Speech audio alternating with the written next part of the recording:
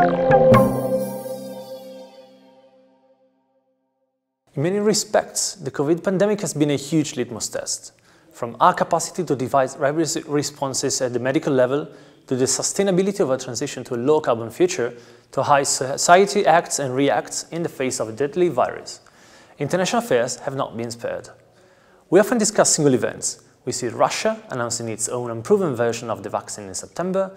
We reflect on how countries run by populist leaders and outright COVID deniers are faring if compared to others, and try to assess how lockdowns might strain the relationship between democracy, privacy and personal freedoms. But all these events reveal something about the current state of world affairs. In a world in which the logic of the winner takes all and everyone for themselves is prevailing, the COVID pandemic has exposed once again the absence of effective multilateral responses. The pandemic has been a common shock for all countries, but while COVID concentrates its effects in terms of mortality on advanced countries with older populations, the over 1 million official COVID-related deaths span all continents and reach far and wide, with India and Brazil among the top 3 countries most hit by the pandemic after the United States. Coupled with that, the International Monetary Fund just recently certified that we are living through the deepest economic recession for at least 150 years, and that no country or region of the world has been spared. And the pandemic is also having global effects on poverty, with the World Bank recently estimating that just a few months of pandemic have been able to wipe out the progress that the world had made in tackling poverty since 2017. In fact, global poverty is set to rise this year for the first time in more than 2 decades. How has the world responded to all these global and often common challenges? Not with silence, of course, but not in an orderly fashion either. In fact, the response has been chaotic.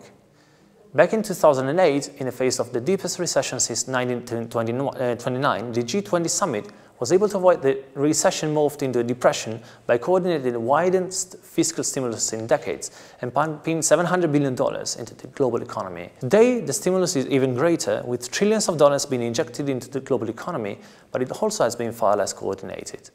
Every country appears to go for itself.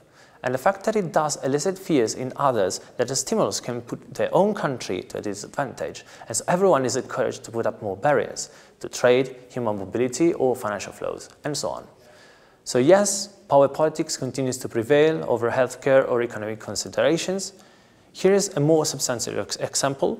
Consider the vaccines being developed these days.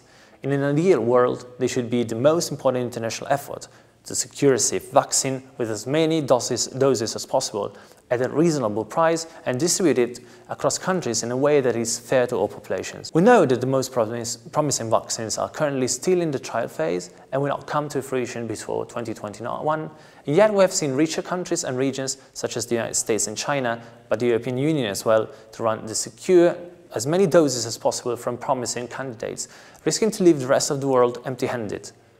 We have also seen experimental vaccines being already rolled out by Russia, while 4 of the 10 vaccines that have entered the final phase of trials are Chinese.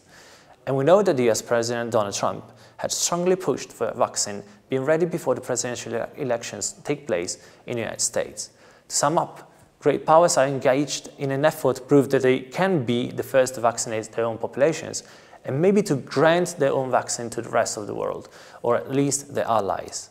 It is striking to see Russian allies announcing that they will rely on the Russian vaccine rather than waiting for a global and maybe Western alternative. Venezuela, for instance, might soon begin testing the Russian vaccine on its own population, and has said that it will only accept vaccines from allies such as China and Cuba. In a nutshell, many countries, big and small, have decided to politicize science for either domestic or international reasons, and sometimes even at the expense of the health of their own citizens. So is there still hope for a redoubling of international efforts? Probably so.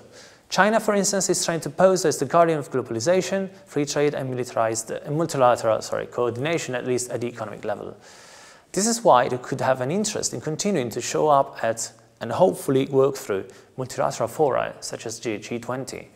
And this interest has been shown recently by the fact that China, in addition to developing its own vaccines, has signed up to the COVAX alliance, an international coalition of countries that aims to bring the vaccine to developing countries as well. Also, President Xi Jinping has promised that Chinese vaccines will be treated as global public goods. On the other hand, the US election could usher in a period of lower US disengagement from global fora, But chaotic or competitive national reactions to the COVID pandemic show us that the risk is very high that international coordination will remain low for longer. And this in turn shows that the COVID crisis has acted as a magnifying glass, exposing the cracks in the fabric of international governance that had been there for all of us to see for years, if only we had been looking.